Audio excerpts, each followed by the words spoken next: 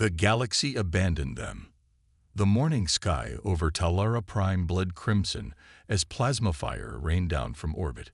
The Zyvax invasion fleet hung like dark thunderclouds, each vessel a gleaming metallic predator waiting to feast on the world below. In the capital city of Shurim, crystalline towers that had stood for millennia shattered under the relentless bombardment. Governor Myra Telvin huddled in the command bunker, her 4 arms wrapped protectively around her youngest hatchling. Her iridescent skin had dulled to ash gray, reflecting the hopelessness that gripped her people. The Talarans were farmers, philosophers, artists, not warriors. Their peaceful civilization had flourished for over 10,000 years without conflict. Now, in mere hours, it was turning to dust. "Status report," she commanded, her melodic voice cracking with desperation. "Shield generators are failing across all sectors," her military advisor, Caleth, responded.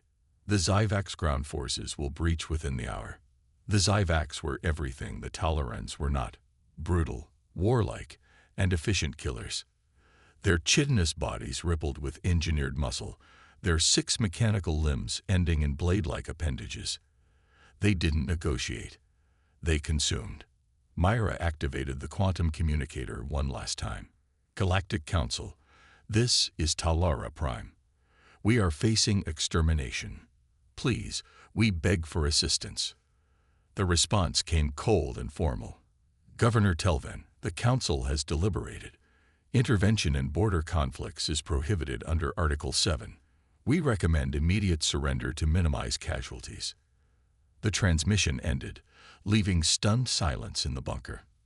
The galaxy's great civilizations, the Kiloran Empire, the Orthax Confederacy, even the wise Lunyans, had abandoned them to their fate.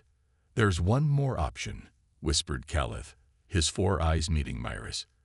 "The humans." Myra hesitated. Earth was barely a footnote in galactic affairs, a young divided species still struggling with internal conflicts. They had only achieved faster than light travel decades ago. Most civilizations dismissed them as primitive, unpredictable, and dangerously emotional. But desperation breeds unlikely choices. "Send the message," Myra ordered. "Wideband transmission. Let the universe hear our final plea." The message was simple. To the people of Earth: we are dying.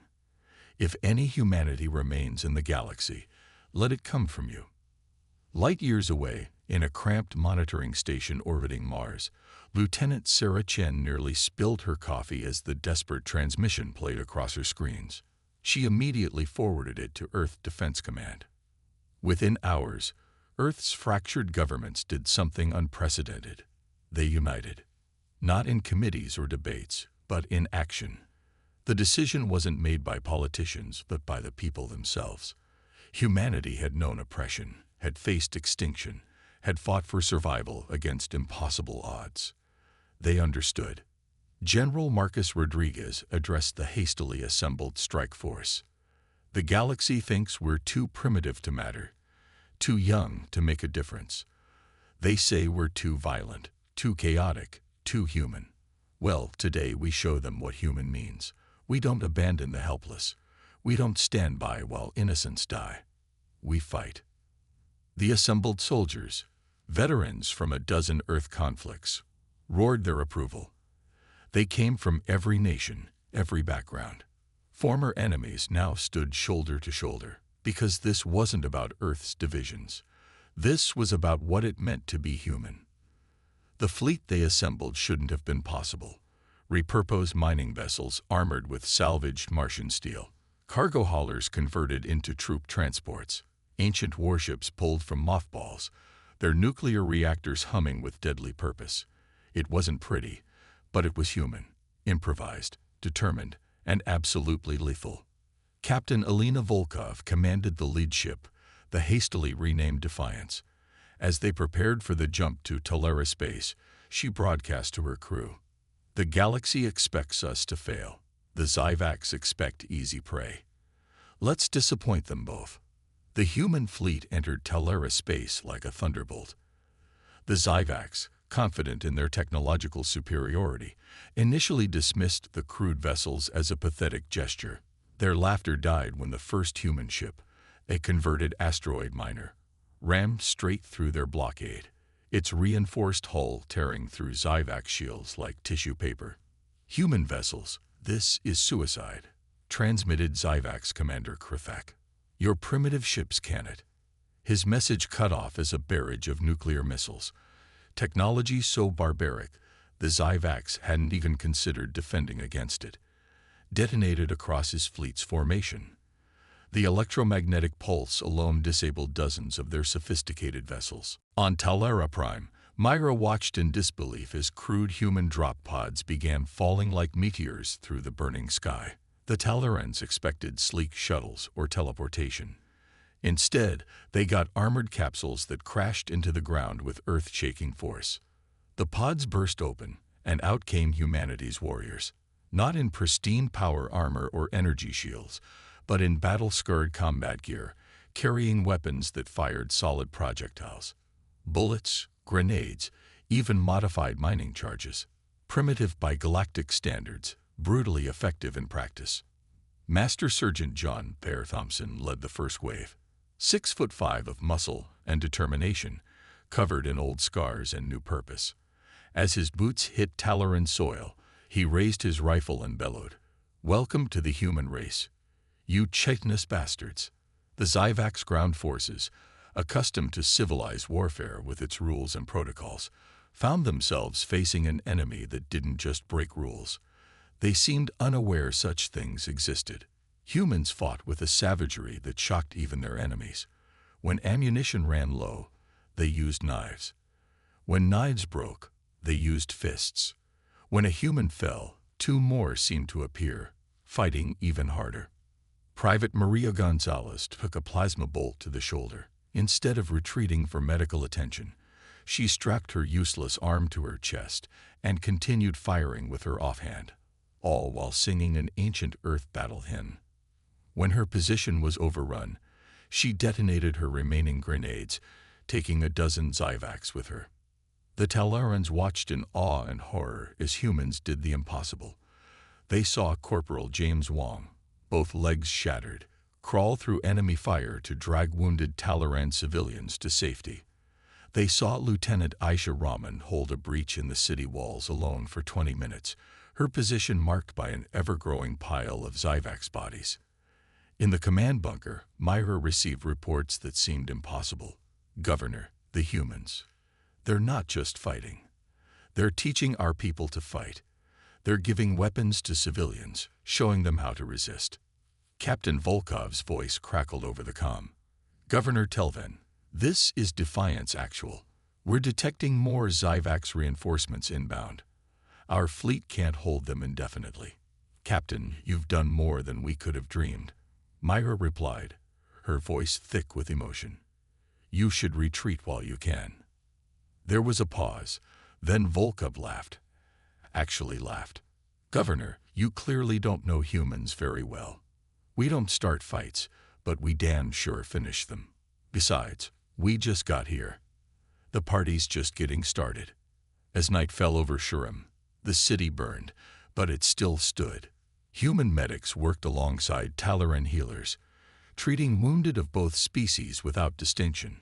Human engineers helped repair shield generators using duct tape and determination. Human soldiers shared their rations with hungry Talaran children, telling them stories of Earth to keep their spirits up. The Zyvacs had expected another easy conquest. Instead, they found themselves in a meat grinder. Their advanced technology meant nothing against an enemy that simply refused to die, that fought with a fury they couldn't comprehend. In orbit, the human fleet, outnumbered 10-1, continued to hold the line. They used tactics that seemed insane, like manually piloting damaged ships into collision courses with Zyvax cruisers. They fought with everything they had, and when that ran out, they fought with everything they could improvise. As dawn approached, Myra stood at a viewport, watching human and Talaran fighters battling side by side. She turned to Caleth. "Why? Why would they do this for us? They don't know us. They gained nothing from this. A wounded human soldier nearby overheard. Through cracked lips, he smiled. "Ma'am, you sent a message asking if any humanity remained in the galaxy. We're just answering. When humanity shows its true face." The second wave of Zyvax reinforcements darkened the sky above Talura Prime. Commander Krithak, his pride wounded by the unexpected resistance, had called for the Annihilation Fleet. These weren't mere conquest vessels. They were world killers, designed to reduce planets to molten slag. In the human command post, now integrated with Talaran leadership, General Rodriguez studied the tactical display with grim determination. "They're bringing in the big guns. Time to show them what desperate humans can do." Captain Volkov's voice came through the comm, strained but steady. "General, the Defiance is down to 30% operational capacity. Most of our fleet is in similar shape." "Then we improvise," Rodriguez replied. He turned to the assembled human and Talaran officers. "Ladies, gentlemen, and distinguished beings, we're about to do something profoundly stupid and incredibly human." The plan was audacious to the point of insanity. The remaining human ships would form a spearhead, punching through the Zyvax formation to deliver boarding parties directly onto the world killer vessels. Meanwhile, ground forces would launch a coordinated assault on Zyvax planetary command centers. What the humans didn't mention was that many of these missions were one-way trips. Dr. Yuki Tanaka, Earth's leading physicist, had been working with Talaran scientists to modify the remaining FTL drives. If we overload the quantum cores and trigger them inside the Zyvax ships, the resulting cascade will tear them apart from within. "That's suicide," protested a Talaran engineer. "That's human," Tanaka replied with a sad smile. As the space battle erupted anew, something remarkable happened on the ground. Inspired by human resilience, Talaran civilians began to fight back. These peaceful beings, who had never known war, picked up weapons and stood alongside their human defenders. Myra herself led a group of volunteers to defend a children's shelter. When the Zyvax breached their position, she saw elderly Talarans throwing themselves at the invaders, buying precious seconds for others to escape. She saw human soldiers forming living shields around Talaran young, taking wounds meant for those they'd known for mere days. In the chaos of battle, species barriers dissolved. Human blood mixed with Talaran ichor on the battlefield. Warriors who couldn't speak each other's languages fought in perfect synchronization, united by shared purpose. Lieutenant Sophie Nakamura led the boarding party targeting the largest Zyvax world killer. As her team fought through corridors of the massive ship, she maintained constant communication with her Talaran counterpart, Navigator Velter. "Sophie," Velter said through the translator, "the quantum core is ahead, but it's heavily guarded." "Story of my life." Sophie grinned, checking her ammunition. "Velter, whatever happens, make sure your people remember this. Humans might be crazy, but we're crazy for the right reasons." The boarding teams reached their targets almost simultaneously. On each world killer, human volunteers prepared to trigger the modified FTL drives. They knew there was no escape, no last-minute rescue. This was their choice, their sacrifice. Private Ahmed Hassan sent a final message to his family on Earth. "Mom, Dad, tell little Fatima her brother died so others could live." That's what humans do. The quantum cores detonated in sequence, creating a chain reaction that rippled through the Zyvax fleet. Ships designed to destroy worlds imploded, their advanced technology turned against them. The explosion lit up Talura's sky like a second sun. On the ground, the tide had turned decisively. Human tactical doctrine, refined through millennia of conflict, proved devastatingly effective against the Zyvax. More importantly, the integration of human ferocity with Talaran precision created a fighting force greater than the sum of its parts. Sergeant Maria Ramirez found herself commanding a mixed unit of humans and Talarans. Despite the language barrier, they moved as one, covering each other's weaknesses, amplifying each other's strengths. When Maria fell, mortally wounded, a young Talaran warrior named Krylos held her hand. Why? Krelos asked, tears mixing with battlefield grime. Why sacrifice so much for strangers?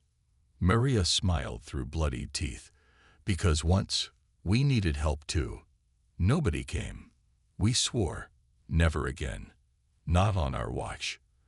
The final Zyvax assault came at dawn. Krithak himself led it, driven mad by the humiliation of being thwarted by primitives. His personal guard, elite warriors enhanced with cybernetic weapons, carved through defensive lines. They were met by Colonel Jack Morrison and his Hellhounds, Earth's most decorated Special Forces unit. The battle that followed would be studied for generations. Enhanced Zyvax warriors against humans who refused to acknowledge the concept of surrender. Morrison faced Krithak in the ruins of the capital square. The Zyvax commander towered over the human, his biomechanical limbs gleaming with deadly purpose. You cannot win, Krithak snarled. We are superior in every way. Morrison spat blood and grinned. Maybe, but we're too stupid to know when we're beaten. That's our superpower. The duel was brief and brutal. Krithak's superior technology gave him every advantage, but Morrison fought with something the Zyvax couldn't comprehend: the willingness to take any wound, suffer any pain, to protect others. When Krithak's blade finally found Morrison's heart, the human used his dying strength to trigger a plasma charge, taking the Zyvax commander with him. With their leader dead and their fleet destroyed, the remaining Zyvax forces retreated. The battle for Talara Prime was over. In the aftermath, as medics treated wounded and engineers worked to restore basic services, the true cost became apparent. Of the 10,000 humans who had come to Talara's aid, fewer than 3,000 remained alive. Entire ships had sacrificed themselves. Soldiers had died protecting civilians they'd never met before. The Galactic Council reconvened in emergency session, forced to confront the reality of what had happened. The humans they had dismissed as primitive barbarians had done what none of the civilized races would. They had put everything on the line for strangers. Ambassador Chen addressed the council, her uniform still stained with Talaran soil. You called us primitive because we still wage war. You called us barbaric because we haven't outgrown violence. But when the Talarans called for help, where were your enlightened civilizations? Where was your evolved morality? The chamber remained silent. We humans have a saying, Chen continued. The only thing necessary for evil to triumph is for good people to do nothing. Well, we're not good at doing nothing.